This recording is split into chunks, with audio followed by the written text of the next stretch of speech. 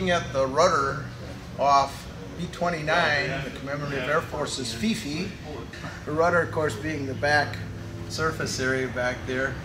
And this is covered with Seconite, the heaviest grade they use for warbirds and ag planes and things like that.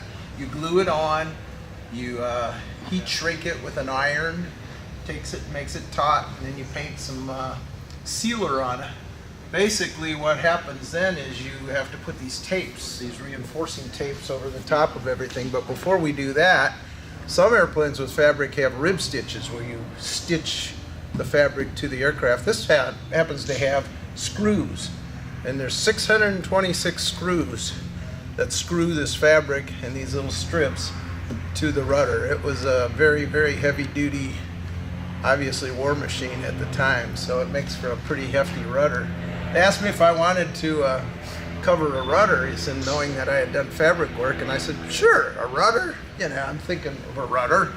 And then I got thinking what this was. It's bigger than most of the wings you cover, and there's a lot of ribs and a lot of edges in it, so it's a pretty hefty piece. And then, of course, you got to spray your paint and your primer. This is 2 coats of the Star Gloss primer and light sanded. Now it's ready for color, which will be a silver urethane, and then the trim to make it match the black and the A that goes on the tail of FIFI. So it should be back in the air here within the next month to 6 weeks, I guess. When the maintenance is done on the aircraft, the rudder will be all fancy and ready to go for next summer.